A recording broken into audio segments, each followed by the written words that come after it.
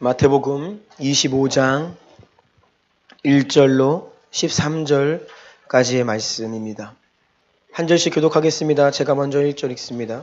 그때에 천국은 마치 등을 들고 신랑을 맞으러 나간 10 처녀와 같다 하리니 그 중에 5은 미련하고 5은 슬기 있는 자라. 미련한 자들은 등을 가지되 기름을 가지지 아니하고 슬기 있는 자들은 그릇에 기름을 담아 등과 함께 가져갔더니 신랑이 더디 오므로 다 졸며 잘세. 밤중에 소리가 나되 보라 신랑이로다 맞으러 나오라 하매 이에 그 처녀들이 다 일어나 등을 준비할세. 미련한 자들이 슬기 있는 자들에게 이르되 우리 등불이 꺼져가니 너희 기름을 좀 나눠 달라 하거늘 슬기 있는 자들이 대답하여 이르되 우리와 너희가 쓰기에 다 부족할까 하노니 차라리 파는 자들에게 가서 너희 쓸 것을 사라 하니 그들이 사러 간 사이에 신랑이 오므로 준비하였던 자들은 함께 혼인잔치에 들어가고 문은 닫힌지라. 그 후에 남은 처녀들이 와서 이르되 주여 주여 우리에게 열어 주소서. 대답하여 이르되 진실로 너희에게 이르노니 내가 너희를 알지 못하노라 하였느니라. 함께 읽습니다. 그런즉 깨어 있으라. 너희는 그 날과 그때를 알지 못하느니라. 아멘. 다시 한번 기도드리겠습니다. 존귀하신 주님께 감사드립니다. 주님 은혜에 힘입어서 예배 자리에 발걸음하였습니다. 주께서 우리에게 행하신 일들이 얼마나 크고 위대한지요. 우리의 영의 눈을 뜨게 하셔서 주께서 행하신 놀라운 위대한 일들을 알게 하시고 감사하게 하옵소서. 은혜에 힘입어 예배하는 이 시간 우리가 드리는 모든 고백을 받으시는 주께서 또한 하나님의 뜻과 마음을 우리에게 부으사 모든 심령들이 성령 안에 하나님의 음성 앞에 반응하게 하옵소서. 하나님 회개할 것들을 기억나게 하셔서 돌이키게 하시고 위로가 필요한 심령들에게는 위로하시고 주님의 임재와 큰 영광 가운데 치유와 회복의 역사가 돌이킴의 역사가 있는 이 시간 되게 하여 주옵소서. 원수가 방해받는 것을 원수가 은혜 받는 것을 방해하려 합니다. 그래서 졸립게 하고 알아듣지 못하게 하고 다른 생각 나게 하고 하나님 이 모든 방해를 예수 그리스도의 이름으로 대적하며 물리칩니다. 예수님 보혈로 덮으시고 말씀으로 홀로 임재하사 우리를 다스려 주시옵소서. 하나님 말씀 능력이기 때문에 그 말씀을 능력을 믿음으로 고백하며 주 앞에 섭니다. 예수님의 존귀하신 이름으로 간절히 기도드리옵나이다. 아멘. 아멘. 오늘날 사람들은 심각한 이야기를 별로 좋아하지 않습니다. 그래서 교회 안에서조차 이런 천국과 지옥, 종말, 심판, 어떤 이러한 심각한 주제들이 사라져가는 것 같아요. 예수님은 우리의 신랑이심과 동시에 우리의 왕이심과 동시에 심판주이시라는 사실, 심판주. 이것을 우리가 잊어서는 안 됩니다. 하나님의 사랑을 노래하고 또 하나님의 주권과 섭리를 고백하면서 우리가 주님 안에 있음을 고백하는 것들은 곧잘 하는 것 같은데 심판주로 오시는 예수 그리스도. 오늘날 우리가 여기에 좀 더 주목해야 될 예수님의 모습이 아닌가 생각을 합니다. 골로새서 3장 말씀을 보면요. 너희가 그리스도와 함께 다시 살리심을 받았으니 이제는 위의 것을 찾으라. 위의 것을 생각하고 땅의 것을 생각하지 말라라고 말씀하십니다. 여러분 위의 것을 생각하고 위의 것을 찾으라고 말씀하시는데 우리 모습을 보면 우리는 위의 것보다는 땅의 것을 더 많이 생각합니다. 우리가 구하는 것들을 보면 사실 영원한 하나님 나라에서의 우리가 얻을 것보다는 이 땅 위에서의 당장의 필요 그런 것들에 더 많이 기도하는 우리의 모습을 발견하게 되죠. 여러분 대한민국은 더 이상 배고픈 나라가 아닙니다. 예전에는 먹을 것이 없어서 배고파서 먹을 것을 구했죠. 그런데 이제는 단순히 배가 고파서 먹을 것을 구하는 사람은 별로 없습니다. 무엇을 구합니까? 무엇이 중요해졌죠? 단순히 먹는 게 아니라 내가 어디에서 무엇을 먹는가, 누구와 함께 먹는가 이게 더 중요해졌습니다. 그래서 좋은 레스토랑에서 뷰가 좋은 곳에 앉아서 좋은 음식을 먹고 또 누군가와 함께 하느냐가 중요하죠. 그러면 마치 자기가 가치 있는 사람인 것처럼 생각하는 사람들이 많다는 겁니다. 그래서 인스타그램 보면 대부분이 이쁜 곳, 아름다운 곳, 좋은 곳에서 좋은 음식, 멋진 음식 먹는 사진들로 가득하죠. 많은 사람들은 그러한 자신의 모습을 자신의 가치라고 생각하기 때문에 또한 그러합니다. 그런데 여러분, 정말 우리가 멋진 식사를 하면 인생을 잘 사는 것입니까? 또 과거에는 생존 자체가 중요했어요. 많이 아프고 오래 못 살고 그래서 그냥 건강하고 오래 살면 그게 복인 줄 알았지만 오늘날은 그렇지가 않죠. 이제는 그냥 목숨이 붙어 있는 것을 원하는 것이 아니라 웰빙, 잘 사는 걸 원하죠. 잘 사는 걸. 더 나아가서는 웰다잉이란 말도 생겨났습니다. 그냥 오래 산다고 사람들은 웰다잉이라고 말하지 않아요. 만약 돈이 없는데 오래 산다? 그것을 비극이라고 이야기하는 시대입니다. 우리나라에도 지금 이 노인들의 고독사 문제가 이제 사회적인 문제가 되고 있어요. 일본이란 나라에서는 오래전부터 이것이 문제였습니다. 독거 노인께서 홀로 쓸쓸하게 삶을 마감하셔서 뒤늦게 그것이 발견되는 거죠. 그렇게 고독사를 맞이한 분들을 이렇게 조사를 해보면 의외로 그분의 통장에 잔고가 돈이 있다는 것입니다. 그런데 주변 사람들의 증언에 의하면 그 어르신이 마치 없는 것처럼 사셨다는 거예요. 잘 못 먹고 아끼고.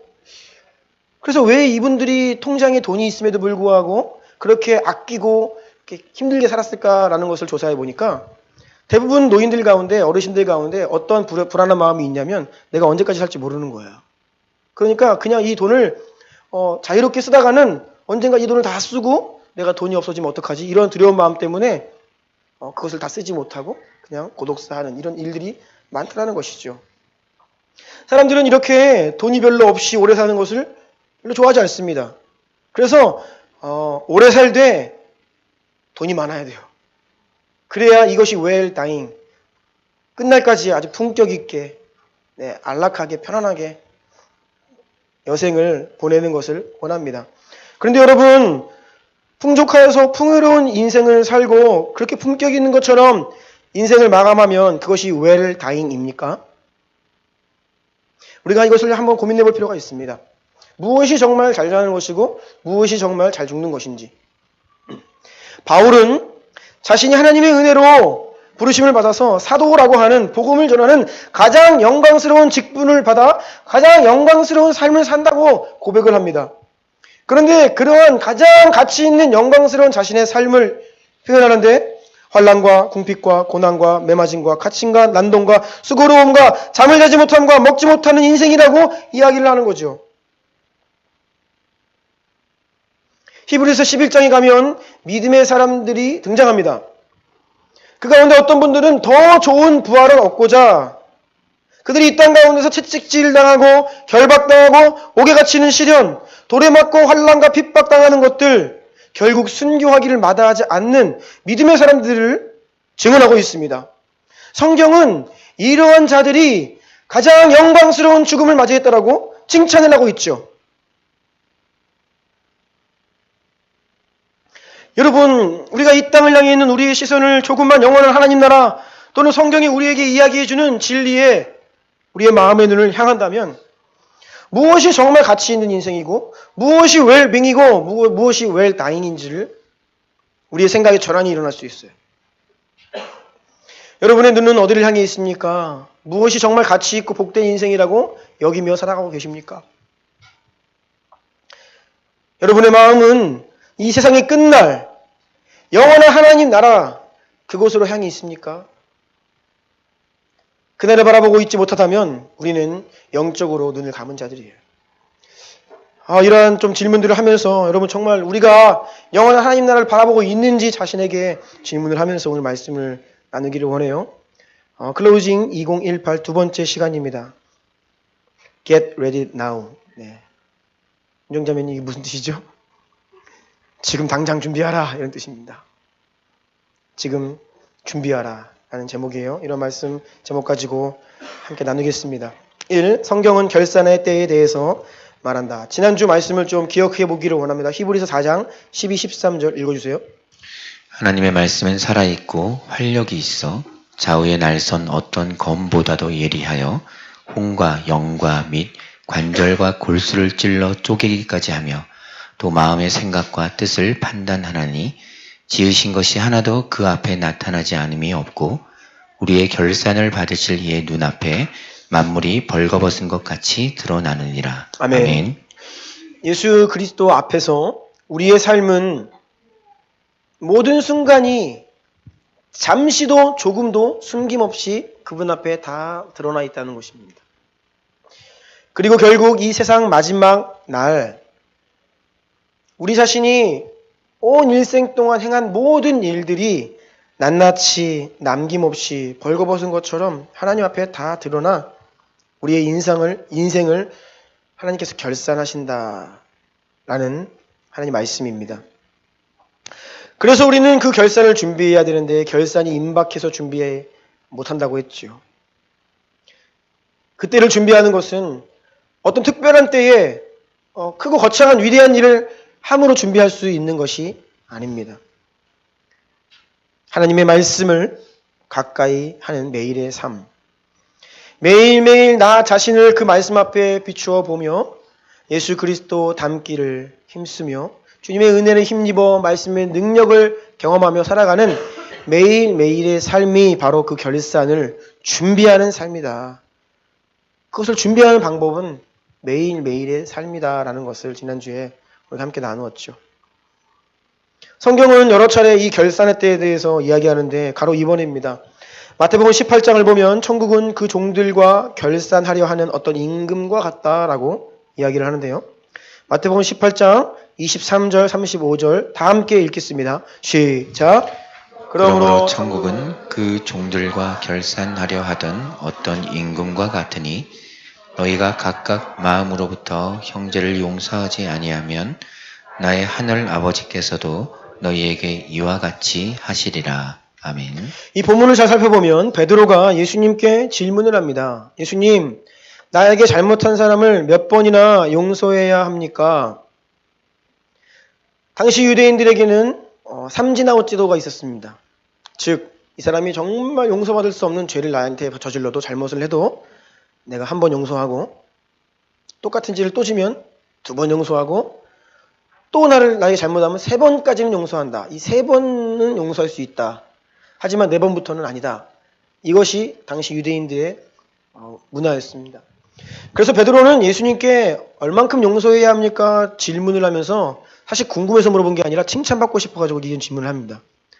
당시 사람들은 3번 용서하면 족하다라고 얘기했지만 베드로는 더 늘려서 7번 용서하면 됩니까? 라고 예수님께 말씀드리는 거예요. 그러면 예수님께서 베드로야 너 참 잘했다.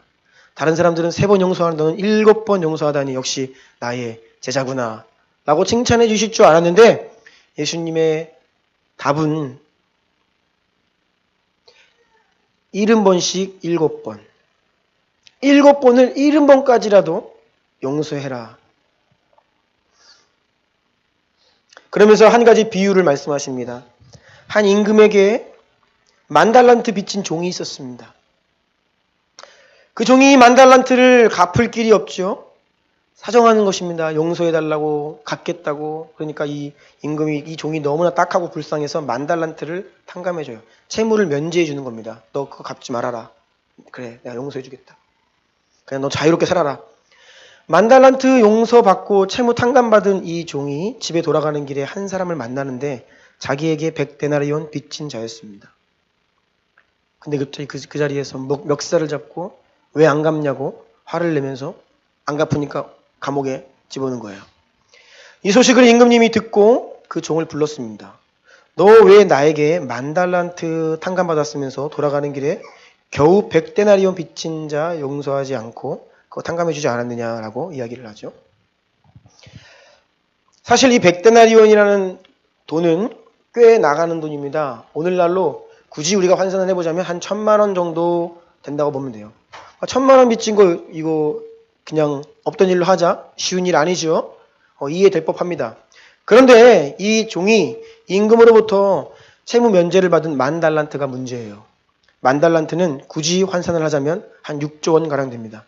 그러니까 이 성경에서는요, 이것을 액수로 이야기한 것이 아니라 우리가 평생 노예로 살아도 절대로 갚을 길이 없는, 대대로 갚아도 갚을 길이 없는 어마어마한 채무. 사실 우리가 그런 돈을 빚질 수가 없죠. 근데 그런 무한대의 빚을 가정을 하면서 예수님 말씀하시는 거예요. 그만큼을 탕감받았기 때문에 1,000만 원이라는 돈이 커 보이지만 용서하고 면제해줘야 된다. 이 말씀을 하시는 거예요. 너희가 하나님께 받은 용서가 10,000달란트짜리라는 겁니다. 모든 그리스도인들이 하나님께로부터 받은 은혜는 헤아릴 수 없는 그런 은혜라는 거예요.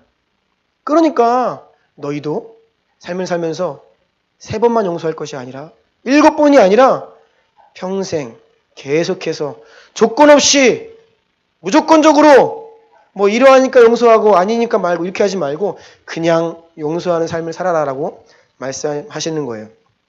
이것이 바로 결산하시는 임금 앞에 우리가 준비하는 방법입니다. 즉 여러분의 인생 가운데 여러분의 관계 속에서 여러분의 마음을 힘들게 하고 때로는 부당하다 느끼고 나에게 잘못하는 그 누군가를 그저 내가 용서받은 것을 생각하면서 힘들어도 용서하는 거죠. 이러한 용서의 삶을 사는 것이 결사를 준비하는 것이다 라는 말씀입니다. 가로 3번입니다. 마태복음 25장 14절을 가면 천국은 자기의 소유를 맡기고 돌아와서 결산하는 주인과 같다라고 이제 이야기를 하는데요. 마태복음 25장 19, 23절 읽어주시겠어요? 오랜 후에 그 종들의 주인이 돌아와 그들과 결산할세. 그 주인이 이르되 잘하였도다 착하고 충성된 종아, 내가 적은 일에 충성하였음에 내가 많은 것을 내게 맡기리니 내 주인의 즐거움에 참여할지어다 하고. 아멘. 아멘. 주인이 먼 타국으로 잠깐 다녀오는 새에 3명의 종들에게 각각 돈을 맡깁니다. 한 종에게는 금 5달란트, 한 사람에게는 2달란트, 한 사람에게는 1달란트. 오랜 시간 갔다 와서 이제 확인을 하는 거예요. 5달란트 받았던 종은 주인을 위해 이 5달란트를 열심히 사용을 하여서 5달란트는 더 벌어놨죠. 그래서 10달란트를 주인께 가져왔습니다. 칭찬받죠. 2달란트 받은 종도 2달란트를 더 남겨서 4달란트를 주인께 드려서 칭찬을 받습니다. 그런데 1달란트 받은 종이 무서워서 이것을 잠깐 숨겨놓고 주인이 왔을 때 그냥 그 1달란트 받은 그대로 주인께 드리니까 주인이 이 무익한 종을 바깥 어두운 데로 내어 쫓으라 라고 말하는 거예요. 이것 또한 결산을 준비하는 우리의 삶을 이야기합니다. 하나님께서는 여러분들에게 많은 달란트를, 크고 작은 달란트를 주십니다. 때로는 내가 받은 달란트가 작아 보일 수 있어요. 건강을 주시고 시간을 주시고 재능을 주시고 은사를 주시고 상황과 환경과 여건과 모든 것들을 허락하여 주시는 가운데 우리가 받은 그 모든 것들을 주님을 위해서 성실하게 사용하며 사는 것, 주님을 위해 그것을 사용하는 것, 그 삶이 바로 결산을 준비하는 것이죠. 만약 하나님께로부터 온 그 무언가를 우리가 사용하지 않고 가지고만 있거나 또는 그것을 나를 위해 사용했다가는 나중에 그 결산 때에 묻는 겁니다. 무익한 종이라고. 그래서 이러한 결산의 내용들이 나오는 성경의 본문을 보면 그 결산을 준비하는 일들은 뭐 크고 위대하고 특별한 일이 아닙니다. 우리의 삶 가운데 우리가 매일매일 삶 가운데 그것을 준비해야만 비로소 잘 준비할 수 있는 내용들이죠. 큰 2번입니다. 깨어있으라 준비하라. 마태복음 24장 44절 다 같이 읽겠습니다. 시작. 이러므로 너희도 준비하고 있으라. 생각하지 않은 때에 인자가 오리라. 네, 주님께서 우리에게 깨어있으라 준비하라 말씀하실 때 그것은 특별한 때에 해야 하는 특별한 일이 아닙니다. 깨어 준비하는 것은 모든 그리스도인들의 일상 속에서 우리의 라이프 스타일 가운데 깨어 준비하는 것을 말해요. 여러분, 만약 여러분이 당장 오늘 하나님께서 우리의 영혼을 찾으셔서 우리가 주님 앞에 간다라고 가정을 해볼 때 나는 아직 하나님 앞에 설 준비가 되지 않았습니다. 라는 생각이 있음에도 불구하고 당장 그 일이 일어날 것 같지 않기 때문에 아직 예수님 오실 날 마지막 때라고는 하지만 좀 남았잖아 라는 생각 때문에 하나님 앞에 설 준비를 오늘 여기에서 하고 계시지 않는다면 성경은 바로 여러분 그 생각을 하고 있는 여러분이 마지막 때에 준비되지 못한 자가 될 것이다 라고 경고하는 것입니다.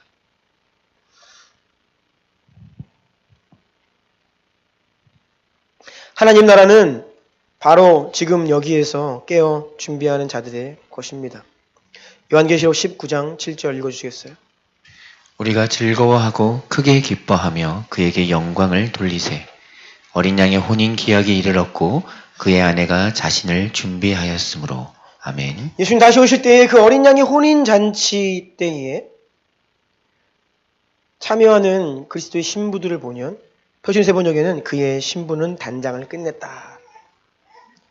준비하기를 끝마쳤다라는 뜻이죠.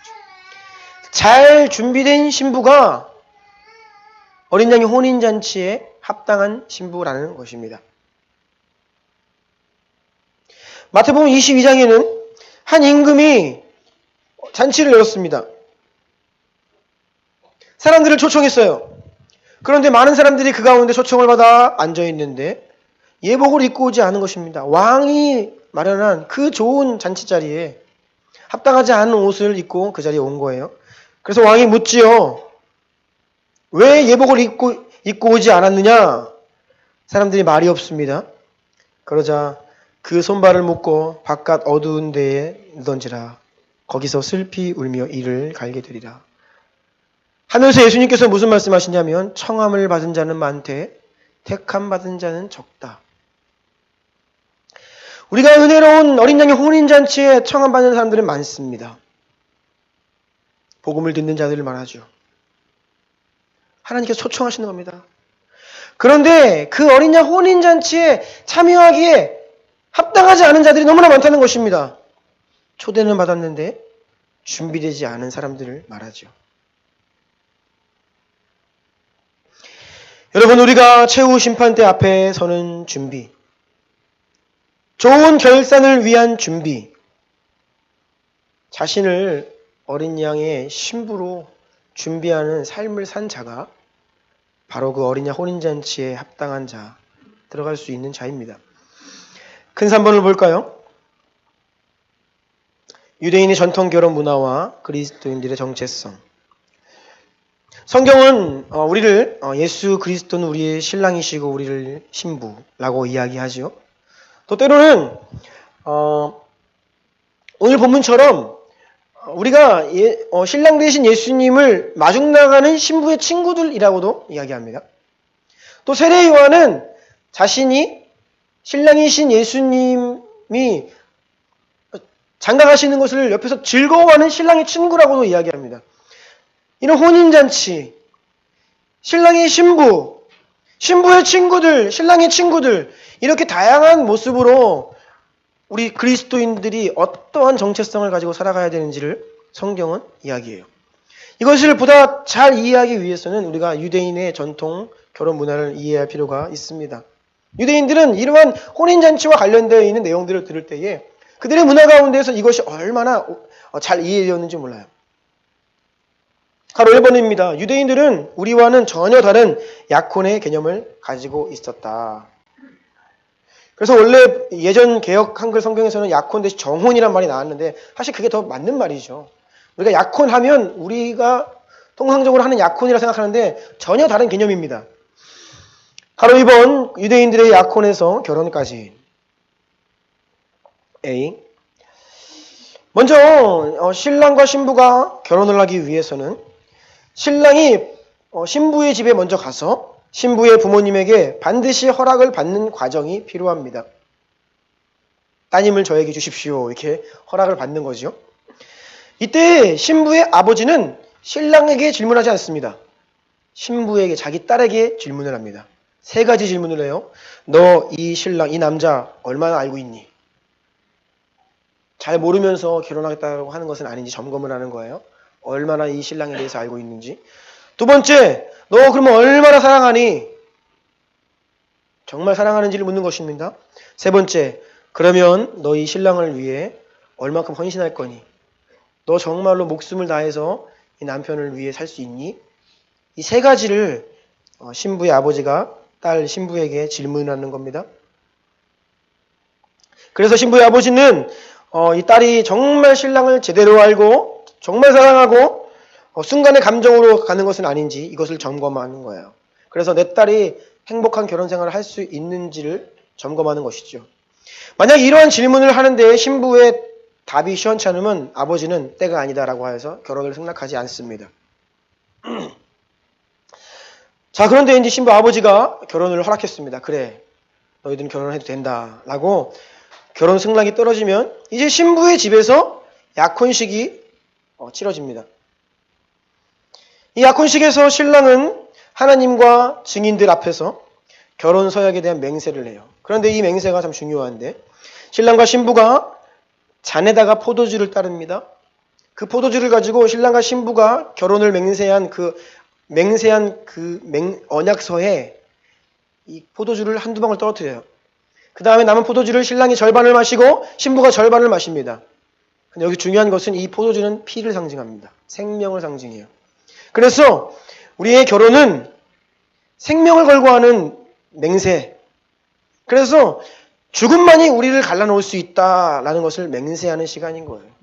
그것을 결혼 서약서에 한두 방울 떨어뜨리고 신랑이 절반, 신부가 절반을 마셨기 때문에 이제는 이들이 목숨을 건 맹세를 하나님과 사람들 앞에서 자기 스스로에게 하게 된 것입니다.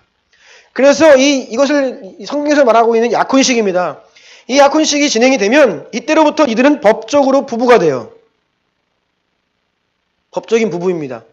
법적으로 부부가 되었음이 선언된 것입니다. 그런데 아직은 함께 살지 않아요. 합방을 하지 않습니다.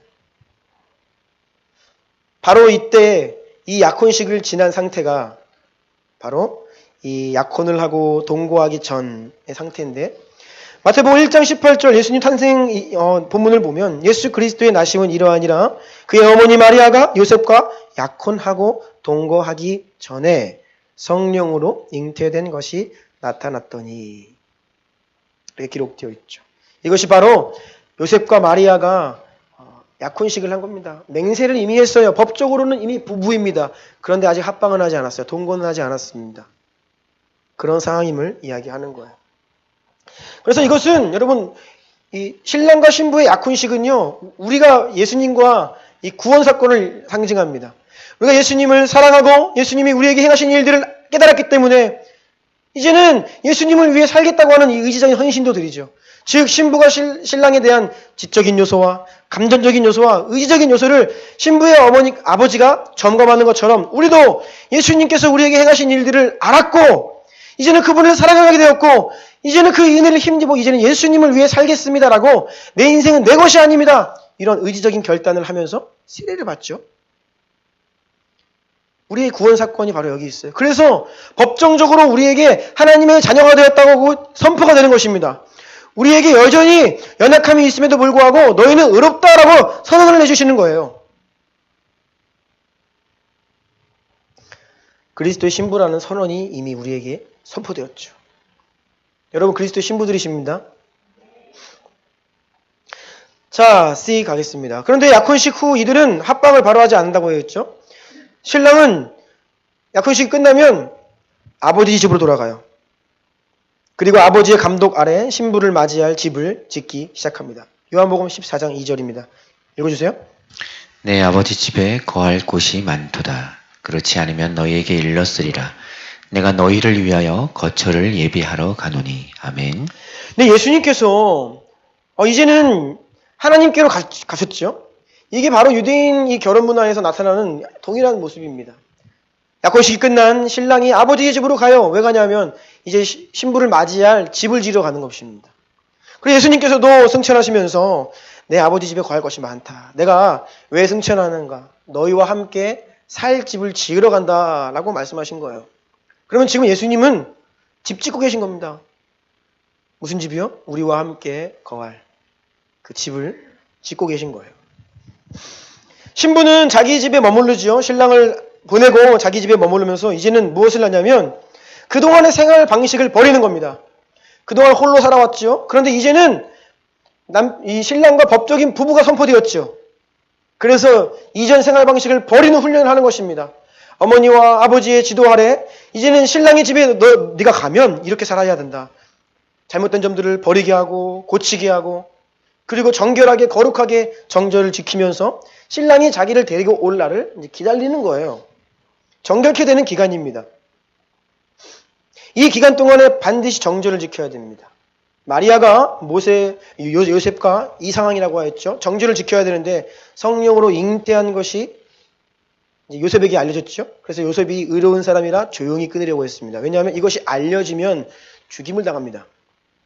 레위기야 신명기 말씀의 율법에 보면 결혼하지 아니한 남자와 여자가 음행 중에 잡혔다라고 하면 그 부모의 허락을 받고 결혼을 시키라고 이야기합니다. 그런데 둘 중에 한 명이라도 다른 사람과 약혼한 상태라고 했을 때에는 그때는 돌로 쳐 죽이라고 말씀하십니다. 이것이 바로 이 약혼식을 이미 피해 맹세를 한 상태이기 때문임을 이야기하는 거예요. 그래서 요셉은 마리아가 성령으로 잉태했지만 그것을 몰랐죠. 임신한 사실을 사람들이 알면 그 동네 사람들로부터 돌에 맞아 죽을 수 있기 때문에 목숨을 살려주기 위해서 조용히 끊으려고 한 것이죠. 정절을 지키는 기간입니다. 바로 이것이 우리의 삶입니다. 현재 구원받은 그리스도인의 삶. 이제는 세상을 뒤로하고 모든 것들을 끊어내고 우리를 맞이하러 오실 신랑 예수님을 기다리는데 계속 연습을 하는 거예요. 주님과 함께 살 준비를 하고 우리를 정결하고 거룩하게 다시 세상으로 돌아가지 않고 세상과 못하지 않고 예수님 바라보면서 오실 예수님을 기대하며 준비하는 우리의 삶, 이것이 바로 이 시즌이라는 것입니다. 이 시기라는 것이에요. 다음 페이지입니다. D. 그렇다면 신랑은 신부를 언제 데리러 오는가? 요한복음 14장 3절입니다. 다 같이 읽겠습니다. 시작. 가서 너희를 위하여 거처를 예비하면 내가 다시 와서 너희를 내게로 영접하여 나 있는 곳에 너희도 있게 하리라. 아멘. 집을 다 지으면 옵니다. 신랑은. 집을 다 지으면 오세요. 예수님도 우리와 함께 거할 그 새 예루살렘 성이 완공이 되면 다시 오십니다. 지금 거의 다 지어졌다고 하더라고요. 네. 거의 다 이제 지어졌다고. 그런데 이날은 신랑이 아버지의 지도하에 이 집을 짓지만 언제 완성되는지는 몰라요. 아버지가 모실 때에 이쯤이면 이제 신부를 데리고 올 수 있겠다라고 판단이 되면 아들아 이제 됐다. 너 가서 너 신부 데리고 와라. 아버지가 이렇게 딱 명령이 떨어지면 그때 이제 아들은 출발하는 거죠. 그래서 마태복음 24장 36절 보면 그러나 그날과 그때는 아무도 모른다니 하늘의 천사들도 아들도 모르고 오직 아버지만 아신다. 그날은 아버지만 아신다는 거예요. 그 당시 유대인들의 문화 가운데 통상적으로 이 기간이 한 1년 정도 걸렸다고 합니다. 약혼식을 치른 이후에 신랑이 아버지 집에 가서 신부를 맞이할 집을 짓는 이 기간이 통상적으로 한 1년 정도. 그러니까 집을 지은 지가 대충 1년쯤 되면 이제 신랑은 이제 아버지가 나에게 가라고 말씀하실 때가 다가왔구나라는 것을 짐작하지요. 신부도 마찬가지입니다. 신부와 신부 동네에 있는 신부의 친구들은 이제 요 며칠 또는 몇 주 사이에 이제 신랑이 올 거야라고 이제 기대에 부풀어 있는 겁니다. 아버지가 아들에게 이제 가서 너 신부를 데리고 와라 명령이 떨어졌습니다. 그러면 신랑은 그 동네에 있는 자기 신랑의 친구들과 함께 손에 횃불을 들고 이 신부의 집으로 길을 떠나는 거예요. 먼 거리입니다. 며칠 걸리는 길일 수도 있죠. 그래서 이 횃불을 들고 신랑과 신랑의 친구들 무리들이 이제 신부의 동네로 먼 여정을 떠나는 것입니다. 신부의 동네에서도 마찬가지입니다. 이제는 올 때가 됐는데 라고 하면서 그런데 어느 날 밤에 저 멀리서 횃불이 보이는 거예요. 그러면 누군가 외치는 거예요. 신랑이 온다 라고요. 그러면 그때부터는 잔치 준비를 해야 됩니다. 신랑이 온대 신랑이 온대. 그 신부의 친구들은 동네 밖으로 신랑을 맞이하러 나아가고요. 신부의 집안은 이제 잔치 준비를 하는 겁니다. 바로 오늘 읽은 이 마태복음 25장 본문이 이런 배경이죠. 그때 천국은 마치 등을 들고 신랑을 맞으러 나간 열 처녀와 같다. 그런데 문제는 누군가가 신랑이 온다라고 외쳐가지고 신랑을 맞이하러 갔는데 금방 안 오는 거예요. 거의 다 왔다고 했는데. 그래서 그들이 졸며 꾸벅꾸벅 졸며 있는데 이제 코앞까지 온 겁니다. 그런데 미련한 다섯 처녀는 기름을 따로 준비해 오지 않아서 기름이 떨어진 거예요. 그래서 그 기름을 사러 간 사이에 신랑이 도착하여서 미리 준비했던 5명의 슬기로운 신부의 친구들과 함께 혼인잔치에 들어가고 문이 닫히지요. 그래서 신랑이 온다고도 알았고 그것을 기다렸고 밖에까지 나아가서 신랑을 맞이하기 원했지만 준비하지 못했던 자들은 혼인잔치에 못 들어가는 거죠. 이것이 바로 그리스도의 재림 때에 있을 광경이라는 겁니다. 이것이 바로 많은 사람들이 자신은 그곳에 들어갈 줄 알았는데 제가 왜 못 들어갑니까? 라고 할 때 하나님께서 내가 네 이름을 모른다? 라고 하는 준비되지 못한 영혼들을 말하는 것입니다.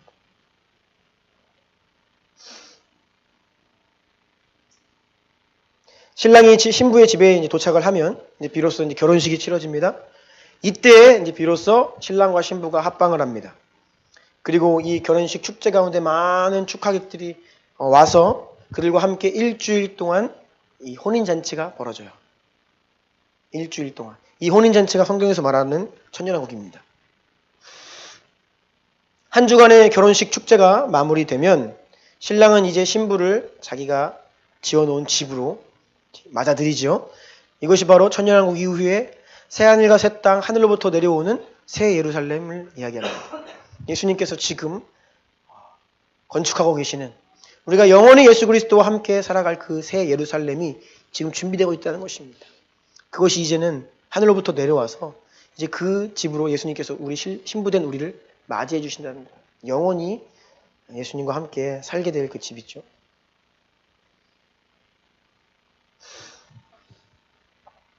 이렇게 성경은 우리를 신부로 이야기하고 신부의 친구, 신랑의 친구로 묘사하는데 여러분 우리가 어떻게 살아야 합니까? 그때를 준비해야 된다는 것입니다. 구원받은 모든 그리스도인들은 예수님과 약혼한 사이입니다. 우리는 이 법적인 부부가 되었습니다. 정죄를 지키며 그날을 준비하는 기대하며 맞이할 길을 준비해야 됩니다. 그 혼인잔치에 합당한 신부는 자기를 단장을 끝마친 준비하기를 마친 신부가 바로 어린 양의 신부라고 이야기하고 있어요. 그래서 예수님은 우리에게 오늘도 말씀하시는 겁니다. 그런즉 깨어있으라 너희는 그날과 그때를 알지 못하느니라. 그 4번입니다. 제목 같이 읽을게요. 시작. 지금 바로 오늘 여기에서 준비를 시작하라. 주님 오실 날이 얼마 남지 않았다고 우리는 이 선교의 완성을 통해 예수 그리스도께서 다시 오심을 바라볼 때 이제 얼마 남지 않았다는 것을 다 알고 있습니다. 그러면 예수 그리스도의 재림이 임박한 거예요. 이제 유대인들을 당시로 돌아가 보자면 1년이 거의 찬 겁니다. 이제 곧 신랑이 올 거예요.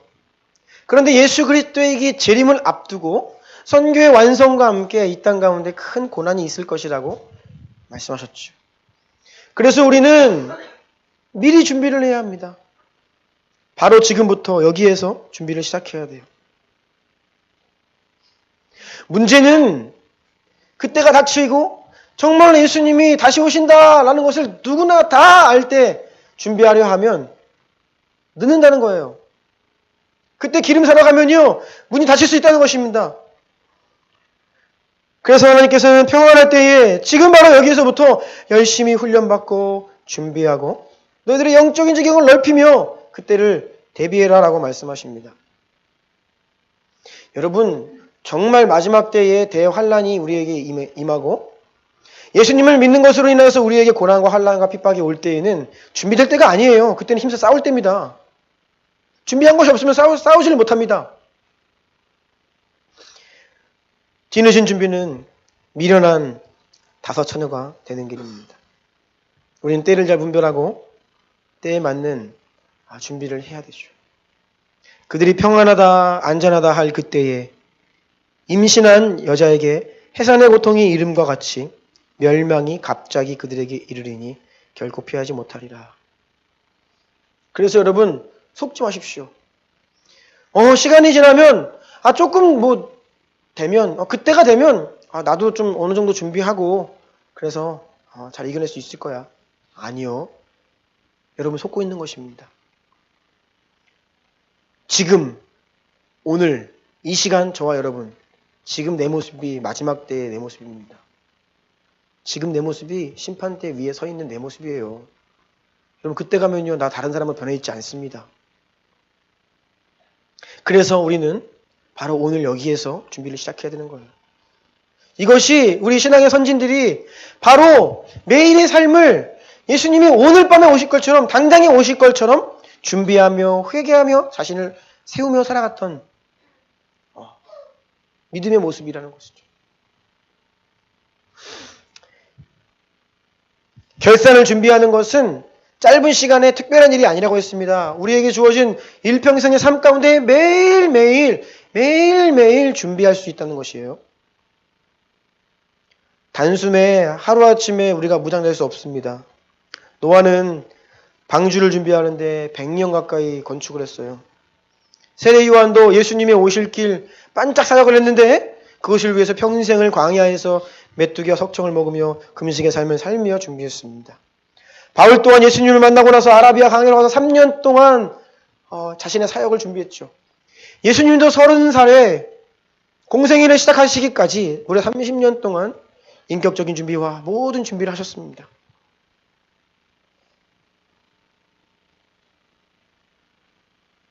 우리가 준비되는 데에는 시간이 필요하다는 거예요.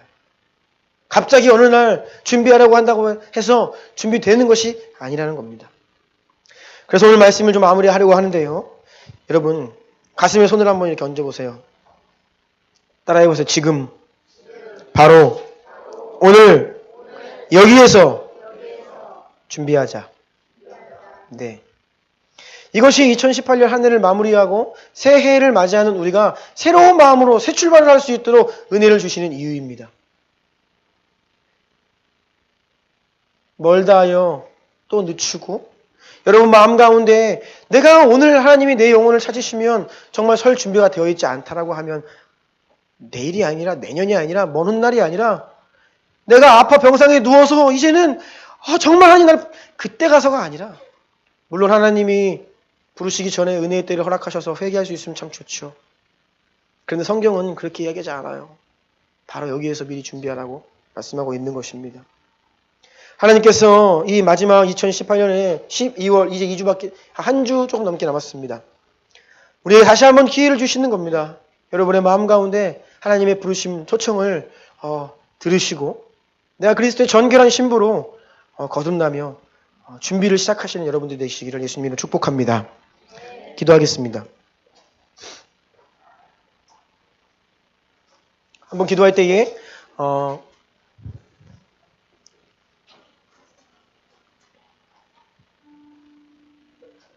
여러분 더 이상 미루지 마십시오.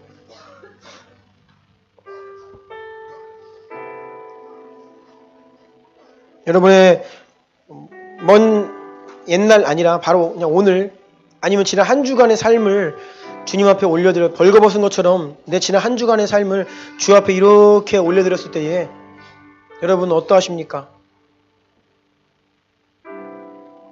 나에게 숨기고 싶은 것이 있고 그래서는 안 되는데 라고 하는 그것이 있다면 바로 오늘 여기에서 그것을 회개하고 돌이켜야 되는 것이에요.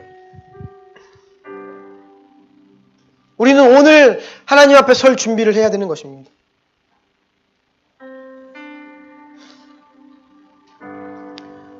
해야 되는데 못했던 것들 이제는 정말로 하기를 원하고요. 이거 내 인생 가운데 이제 끊어버려야 되는데 라고 하는 것들 끊어버리셔야 됩니다. 왜요? 바로 오늘 저녁에 오늘 이 예배를 마치고 돌아가는 그 순간에 우리가 하나님 앞에 설 수도 있으니까요. 이것이 바로 준비된 자들, 또 슬기로운 5처녀라고 말씀하십니다. 여러분들 기름을 준비해야 됩니다. 기름을 준비해야 됩니다. 한번 기도하겠습니다. 여러분 자신을 위해서 하나님 주시는 마음 가지고 좀 결단을 하시기를 원하고요. 죄를 끊어내기를 결단하시고요. 온전해지기를 결단합시다. 저도 주님 앞에 더 많은 것을 가지고 주님, 저 주님 이렇게 충성했어요 라고 말씀드리고 싶지만 당장 오늘 찾으셨을 때 부끄러움이 없어야겠죠. 우리가 주 앞에 서는 준비를 오늘 이 자리에서 좀 하기를 원합니다. 한번 주님께 여러분의 인생을, 지난 한 주간의 인생을 좀 되돌아보시면서 제가 지난주에 말씀과 함께 매일매일 우리 자신을 비추어보고 그 말씀 앞으로 나아가야 한다고 말씀드렸는데 여러분 삶이 어떠하셨습니까? 그 삶을 좀 주님 앞에서 비추어보며 기도하기를 원합니다. 좀 잠잠히 좀 기도하는 시간 가겠습니다.